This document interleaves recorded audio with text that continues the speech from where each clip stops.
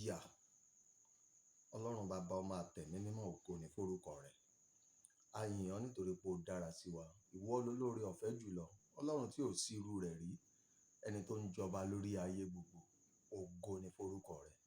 Àtayé àtọ̀run ó dàbí ìró omi lórí ìka rẹ̀.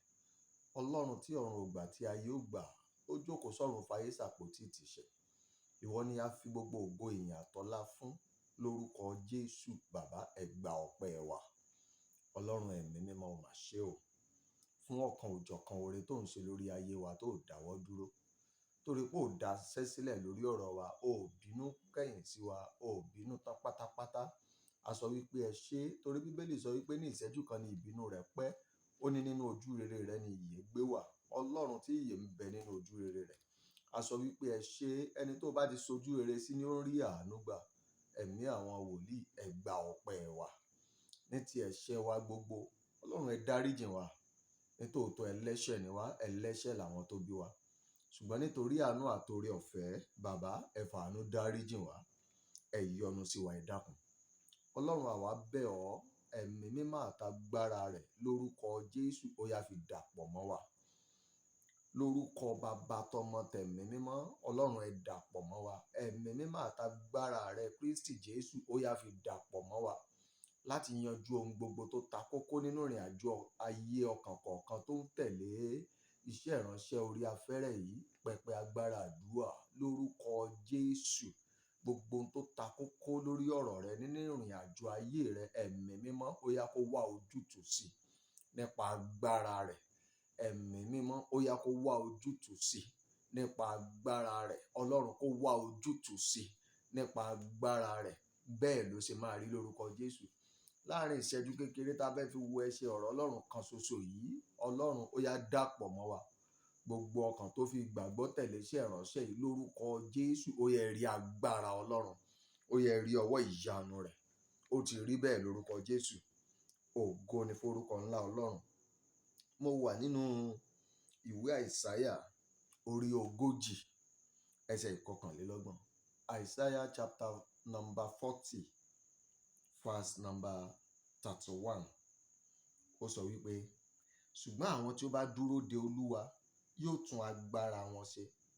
Wọ́n ó fi ìyẹ́ gun òkè bí idì. Wọ́n ó sáré, kì yóò rẹ̀ wọ́n. Wọ́n ó rìn, àárẹ̀ kì yóò sì mú wọn.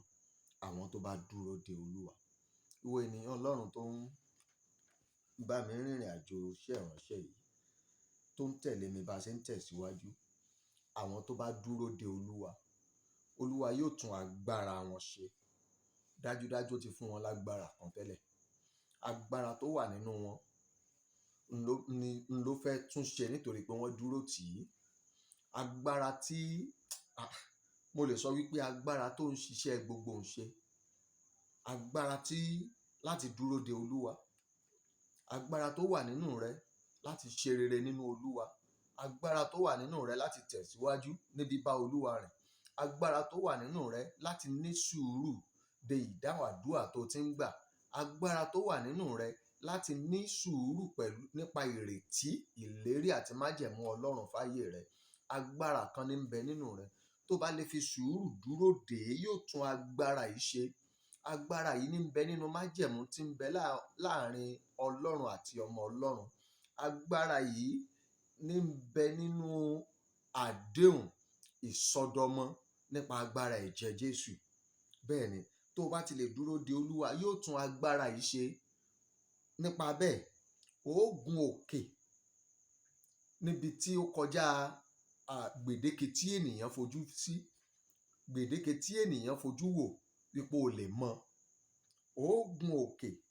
Ó ní wọ́n ó fi ìyẹ́ gun òkè bí idì. Kò sí ẹnìkan tó lè sọ pé ibi báyìí ni ipa idì mọ́ tó lè fò mọ́.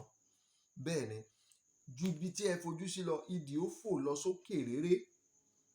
Nípa bẹ́ẹ̀ yóò rí ọ̀kan, yóò rí oúnjẹ rẹ̀ láti òkèèrè réré nítorí pé ó ní agbára láti fò sókè.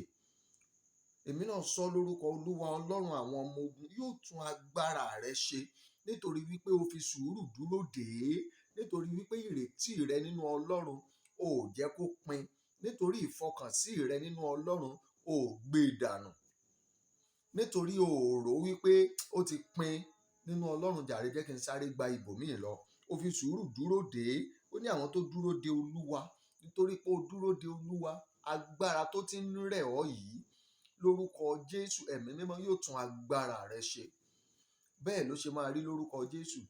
Nǹkan tó ń rí lọ́wọ́ ọ̀tún, tó ń rí lọ́wọ́ òsì, tó mú ìrẹ̀wẹ̀sì bá ọkàn rẹ, mo gbàdúrà lórúkọ Ọlọ́run Baba, Ọmọ àtẹ̀mí mímọ́, rere Ọlọ́run tó ju tó ń rí yìí lọ, tí Ọlọ́run ní létò fún ọ, ẹ̀mí mímọ́ kó ṣí ojú rẹ sí i.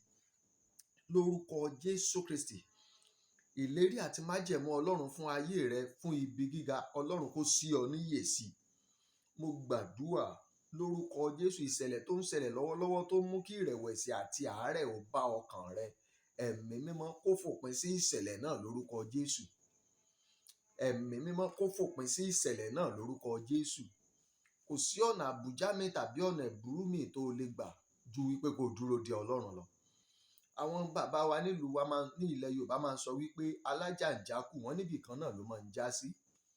Bẹ́ẹ̀ ni, ọ̀nà tó rò pé ó jẹ́ ọ̀nà àbújá, tó jẹ́ ọ̀nà àbújá, òun ló máa ń padà já sí ọ̀nà tó pẹ́. Bẹ́ẹ̀ ni, òun ló máa ń padà já sí ọ̀nà tó pẹ́. Kò sí ọ̀nà mìíràn tá a lè gbà dé ọ̀dọ̀ bàbá bí kò ṣe Jésù Kristi yìí nìkan. Tó bá fi sùúrù dúró dè, yóò tún agbára rẹ ṣe. Yóò fún ọ ní okun láti gòkè sí ibi gíga. Bẹ́ẹ̀ ni, yóò fún ọ ní okun láti sáré tí ó sì ní rẹ̀ ọ́. Yóò fún ọ ní okun láti rìn táàárẹ̀ ò sì ní mú ọ. Nǹkan méjì mà ni, o lè bọ́ Ọlọ́run dúró, o sì lè bọ́ Ọlọ́run rìn. Ọ̀nà àbújá mi ó dàbí ẹni tó fẹ́ gbé Ọlọ́run sáré. Kò ṣeé ṣe láti gbé Ọlọ́run sáré àfi kó bá Ọlọ́run rìn. Kò ṣeé ṣe láti kan Ọlọ́run lójú àfi kó bá Ọlọ́run dúró. Kò ṣeé ṣe láti lé Ọlọ́run léré àfi kó dúró dè é. Gbàgbọ́ yóò sì ṣe ọ ní rere. Ṣùgbọ́n àwọn tó bá dúró de Olúwa yóò tún agbára wọn ṣe. Òun ni ẹsẹ̀ Bíbélì yìí sọ. Ìwọ náà dúró dè é, yóò sì tún agbára rẹ ṣe. Àlàáfíà ni fún ọ.